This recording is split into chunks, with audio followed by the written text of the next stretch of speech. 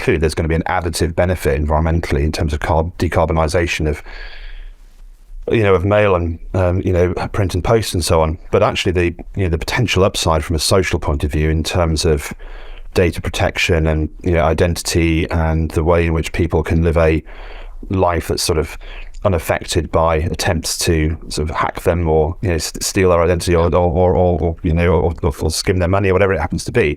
Well, that's a really strong positive social impact. So it sort of makes sense to go GSE in that context. Yeah. And I think also, and again, particularly thinking on our school industries, as I say, we touch lots of different industries, which is great. But where we started this whole story from our perspective was very much in a highly governed market. The advisory market, it's not easy to be a financial advisor these days. You've got to be, as with the legal market, accountancy, adequately qualified, experienced, and all those things. But I think as a market, it's more used to dealing with governance as a lead topic, and if that governance process can lead to a positive environmental and social impact, then it sort of almost feels that that's maybe where you're going to get a bigger bang for your buck, if you know what I mean. And you talked briefly there about the sort of decarbonisation piece and at a government level, and obviously with COP26, and I always refer back to that one because it seemed to again have the loudest voice from a marketing perspective, and I know there's been obviously subsequent pieces. But do you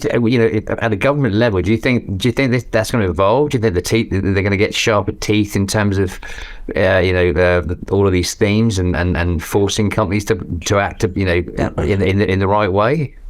Yeah, well, gosh, that's a question that we could talk for an hour on alone, actually. But so it depends on where we're talking about. If we're talking about from a UK point of view or a UK and EU perspective, then yes. A lot of people are focused on the net zero 2050 target. What's easy to overlook is that we have a 2030 target. Now, 2030 is really not that long away. And looking at a decarbonisation of 78%, I think it is, by 2030 is huge. That's more challenging than the 2050 target. I mentioned before, we have we've had some outline sort of consultation drafts around sustainability disclosure standards, which are likely to come through during the course of this year into early next on a practical level.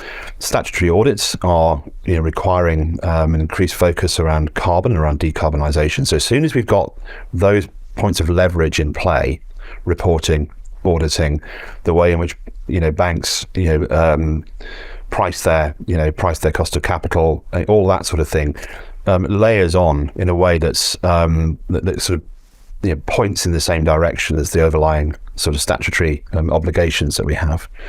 The thing to sit alongside that, I guess, is initiatives. One of the big changes is around this whole concept of science-based targets, and that came through from COP26 very strongly, where there was a more consistency around the guidelines for the guidance documents around how to set science-based targets.